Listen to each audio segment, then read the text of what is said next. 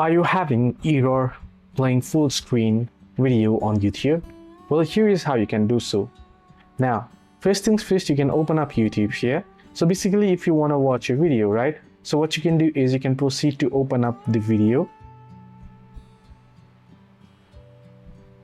Once you open up the video, all you got to do is tap on the video there on the screen and then tap on this little square icon at the right hand side.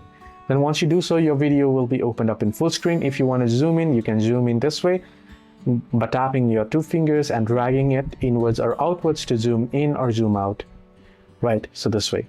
Now if you're having error opening up full screen, then it might be the application glitch or an error.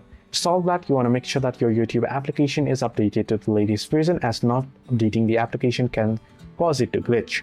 It can also be that your device does not support it or you're having some issues. So in that case, you want to make sure that your software is updated to the latest version as well. Hope this video helped. To like and subscribe.